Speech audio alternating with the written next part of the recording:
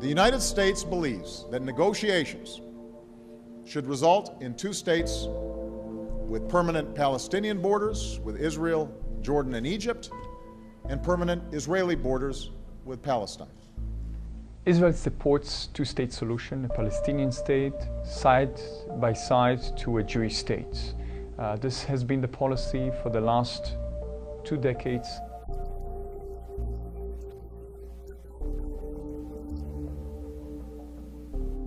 Negotiations between Israel and Palestine for a Palestinian state have failed simply because Israel does not want a Palestinian state.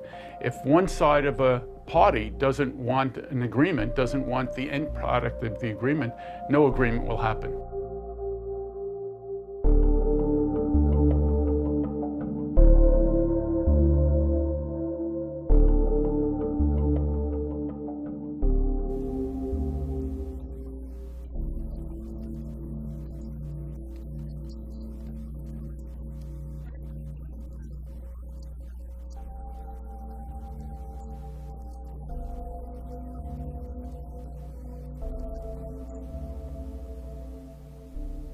Now, there are 2 reasons that Israel doesn't want a Palestinian state. One is it wants all the land. That's been clear since Ben Gurion. And that's why even the present government has chosen to expand settlements over going to peace talks. The other reason is that the Israelis fear a Palestinian state. They fear both terrorism and a war from that state. And Prime Minister Netanyahu in 2002 said that, quote, a Palestinian state will be a threat to the entire state of Israel.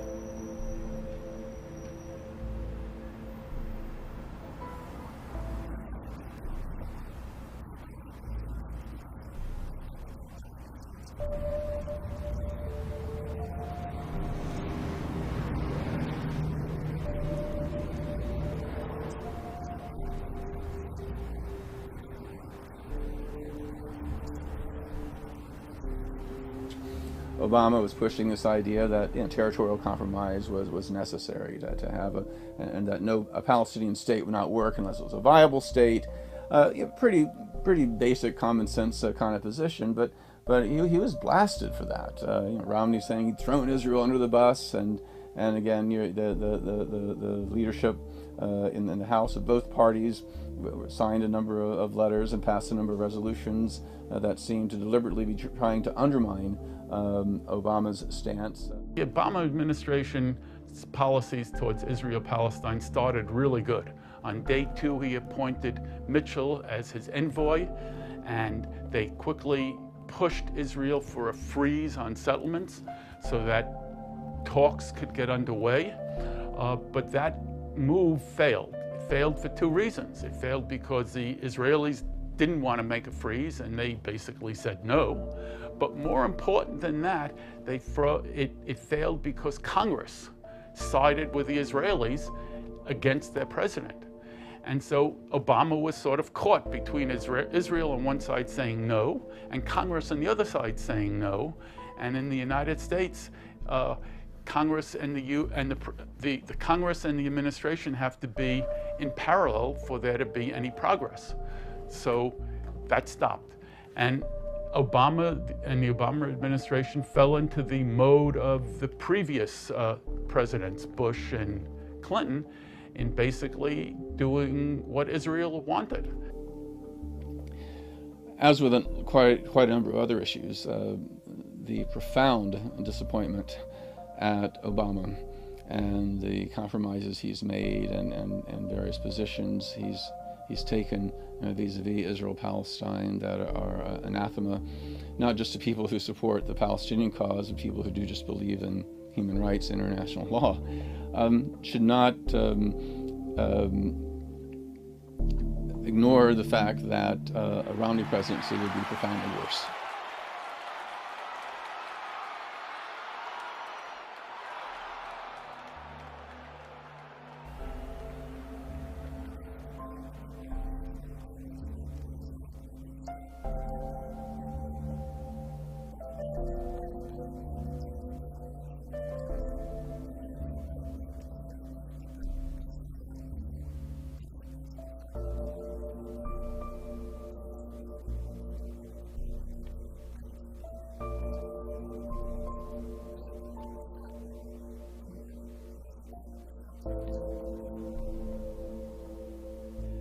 The original Tea Party had rather strong libertarian and even isolationist sentiments.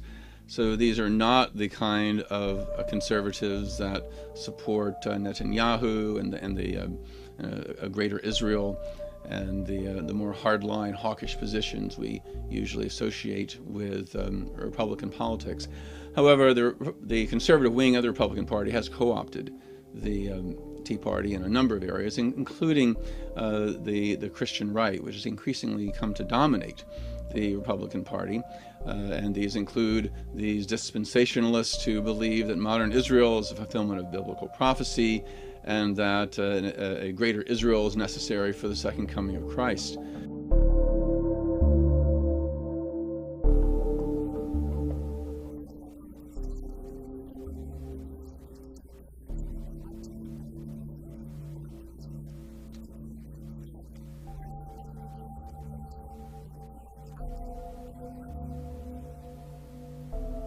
Romney goes around saying that Obama is not a good friend of Israel and he would be a better friend of Israel. And Romney has said he'll do the exact opposite of Obama. The vast majority of American Jews are not single-issue voters.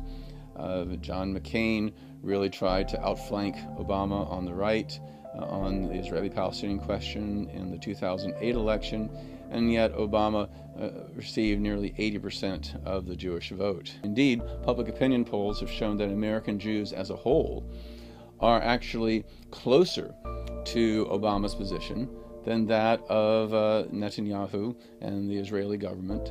So by allying with the right wing in Israel, as Romney and the Republicans are doing, they are not getting closer to the perspective of the majority of American Jews, but are actually just solidifying the right wing.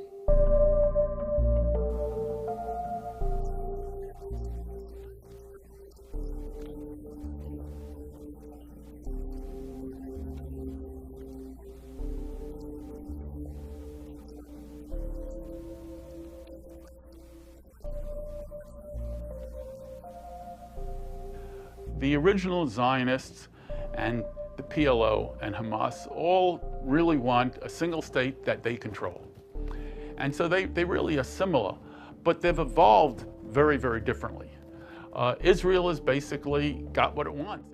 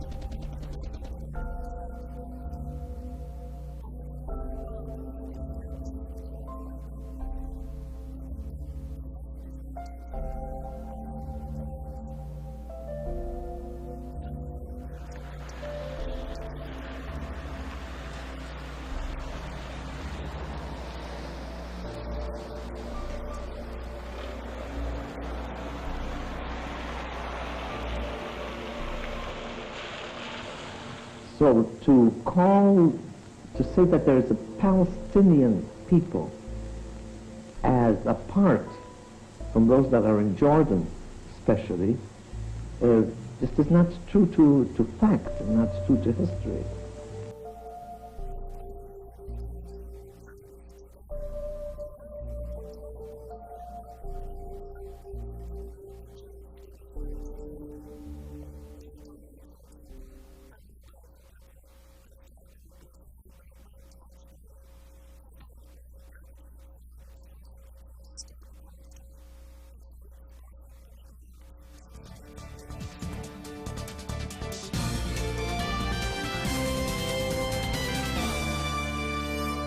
On Israel, do you consider yourself a Zionist? Well, I believe that the Jewish people have the right to have a state, and I believe that the commitments that were made at a time, remember, there was no Palestine as a state. It was part of the Ottoman Empire. And I think that we've had an invented Palestinian people. Because first and foremost, there's never been a state called Palestine. We're talking about nomadic Arabs. Palestine is a region. And once upon a time, everyone who occupied that region had on their passport Palestine. There's always been a state of Israel. After 1948, we have a modern day state of Israel. So we need to respect that, and the people who call themselves Palestinians need to have a right and a respect of that state of Israel. Until then, until there's a willing peace partner, there really can't be peace. Few men in Israeli politics today stir more emotions than this man, Danny Danon, the Deputy Speaker of the Israeli Parliament, the Knesset. To his supporters, he's a patriot, a defender of the Jewish state, and a strong supporter of Israeli settlers. His opponents call him and his followers dangerous. If I was in charge, I would have built much more all over Judea and Samaria, because I believe it's ours. We don't need to get permission from anyone for that. Now, you've spoken in the past of annexation. Is that what you mean, or is there more? I think it's one of the actions we should take. And annexing the Jewish communities in Judea and Samaria, I think it is a major step, and I would recommend the Prime Minister to endorse my initiative on that. But from everything that you have said so far, it would appear that you don't even believe in a two-state solution at all. To my perspective, the Palestinian state is not acceptable, and there is a place only for one state in the land of Israel. I think the long-term solution will be a Palestinian entity that is connected to Jordan, and another Palestinian entity which is connected to Egypt. I do not believe in a two-state solution.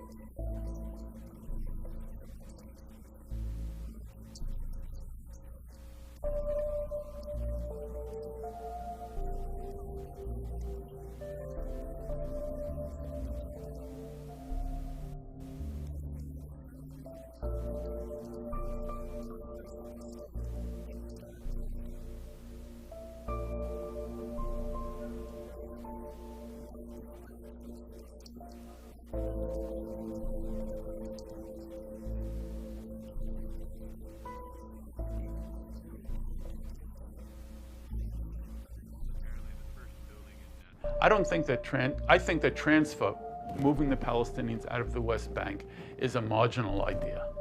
There are certainly Israelis who want to do this, and there are some of the Israelis who are part of the current government who want to do it. And there are many Israelis beyond that, who you might call mainstream Israelis, who wouldn't be opposed to it.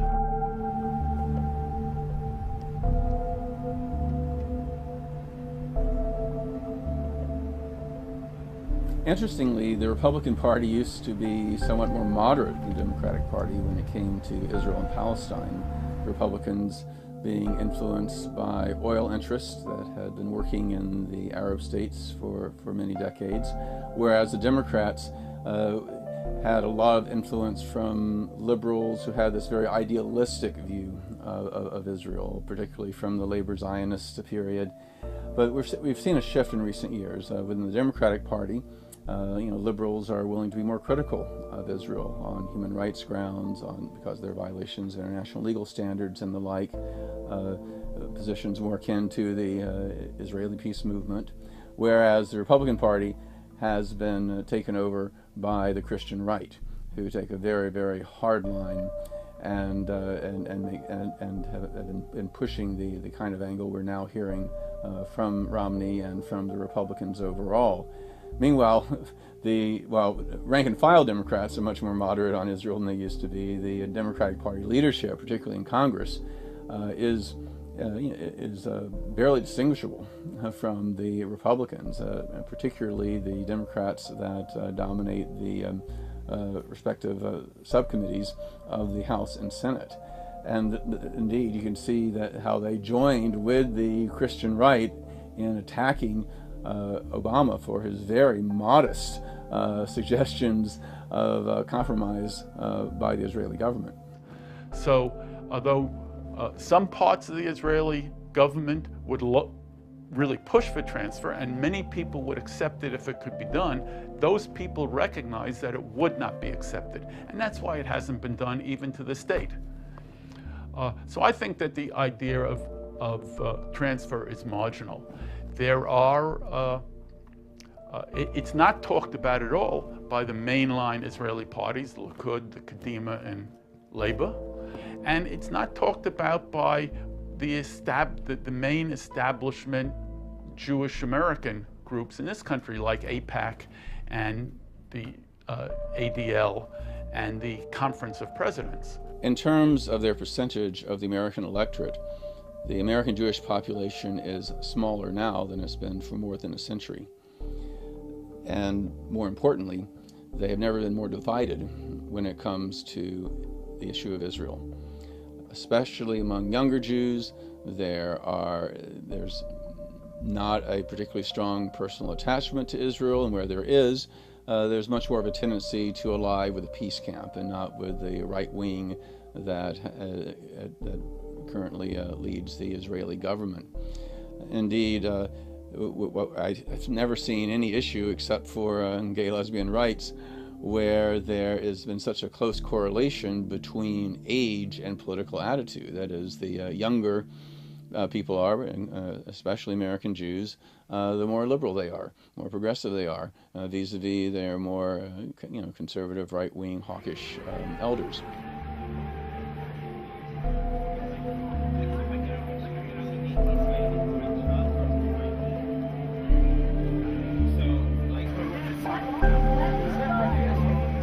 No Zionist government will ever allow any part of the land of Israel to be taken away from the state of Israel. And what this means is that there will never be a Palestinian state. There might be little pockets of autonomy, as there are today, but there will never be a Palestinian state on any significant part of the land, because this is not possible. Many or some or many peace advocates who are interested in Israeli-Palestinian peace have recognized that there can be no progress towards a Palestinian state alongside Israel with the current regime in Israel. And when I say regime, I mean both the government and the opinion of most of the people. And these people, some of these people have jumped to the idea of one state, one democratic state in Israel-Palestine. And I think they've acted out of despair. But if we take a look at the last 60, 65 years, if we take a look at the Zionist history, if we take a look at everything that's happened in Israel since its establishment, it is absolutely clear that it is not realistic to expect Israel will give up any piece of the land, or Israel will allow any kind of real independent Palestinian political entity to emerge. That is not under the control of the Israeli government. That is absolutely not realistic. That is not going to happen. Any expectation that Israel will allow a serious political entity that is a Palestinian political entity to emerge and will be independent is completely false. It's completely not unrealistic. Now, as we move forward, we realize that, or as we keep looking at Israel's approach to this, what's clear is that the only agreement Israel will ever sign is an agreement that gives Israel complete domination. Israel will determine who the partners for the negotiation will be. Israel will determine what terms are acceptable and not acceptable. Israel will determine how much of the land will be given. Israel will determine how much control the Palestinians will have over the land, over the water, over travel. And these are the only conditions under which Israel will sign some kind of a peace agreement with the Palestinians, which of course is not a peace agreement. It's an agreement to continue Israeli domination over all of Palestine.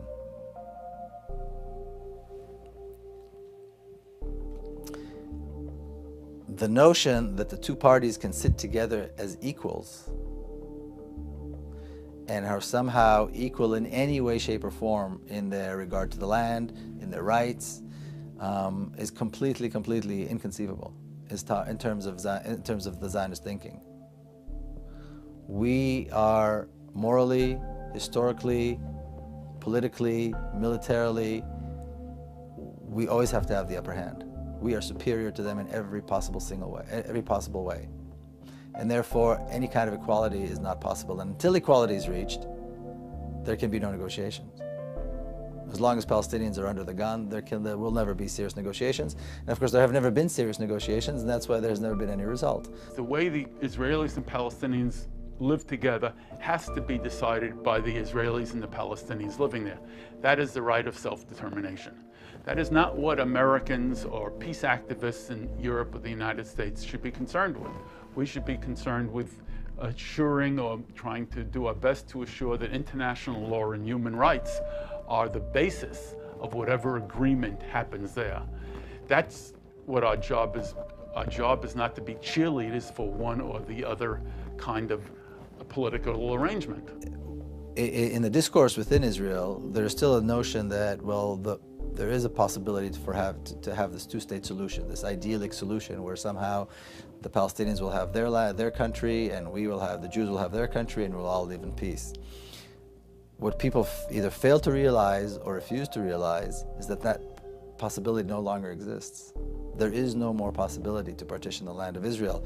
The two options that exist today for a solution are either the status quo, which means Israel-Palestine will remain governed and dominated by Zionist Israel forever, or a solution that allows all the participants, all the people who live on the land, to participate in creating the future for this country. In other words, a real democracy, a real pluralistic democracy where the state is divorced from the national identity of the people. The state governs and rules as a democracy. I personally would love there to be a single state between the Jordan River and the Mediterranean Sea. That's how I would vote. But my opinion doesn't count. I don't live there. And when I try to understand the politics of the government and of the people, I just don't see a single state happening. I see a single state. There's so much built-up animosity between these people, and there's such an economic disparity between the two sides that I see as a single state, whether it's a one-person, one-vote state, or even a federal state or a binational state, I see it leading to violence, and I see it as being a distraction to a real solution. I think a real solution has to be a Palestinian state alongside of Israel. This is the only way that both the Israelis and the Palestinians can express their identity in a state. History has shown us that as long as we remain focused on partition as the solution, we're doomed to fail. There will be no solution. There is this notion by the Israeli left, or by some people in the Israeli left, that somehow the settlements will be dismantled, and even if the settlements are not dismantled, that Palestinians will somehow be given lands in different parts of Israel as some kind of an exchange. But all of this, when you get right down to it, you realize is really not possible. None of this is possible. And as long as we remain focused on this two-state solution or the notion of any kind of partition, we're going to see the continuing of Israeli domination or Zionist domination on the land and on the people, the continuous brutal oppression of any attempts by Palestinians to assert their rights. And as we look at the Israeli prisons, we see that they're filled with Palestinian activists.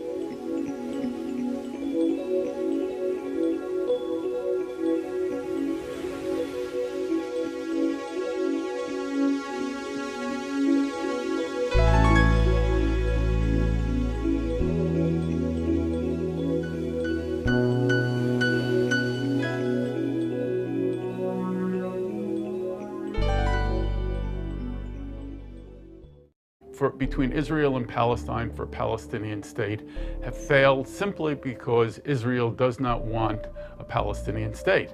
If one side of a party doesn't want an agreement, doesn't want the end product of the agreement, no agreement will happen.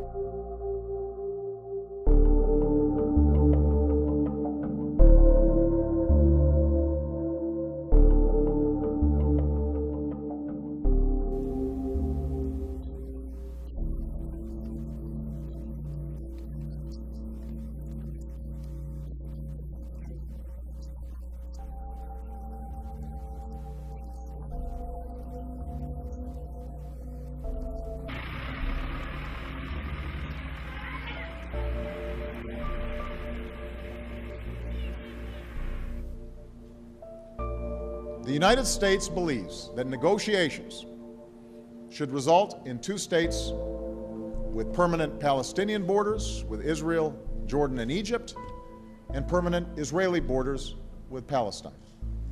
Israel supports two-state solution, a Palestinian state, side by side to a Jewish state. This has been the policy for the last 2 decades.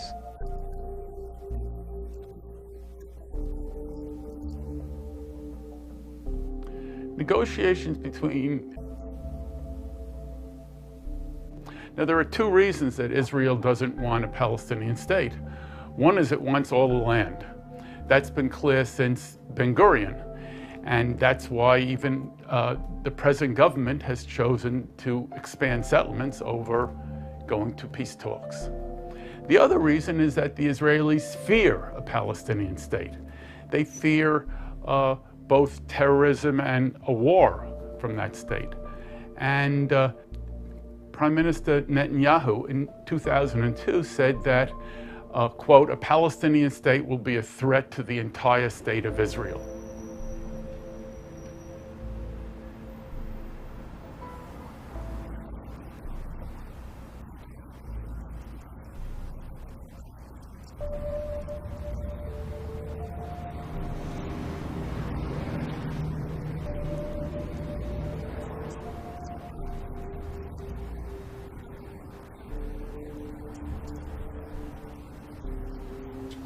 Obama was pushing this idea that territorial compromise was necessary to have and that a Palestinian state would not work unless it was a viable state.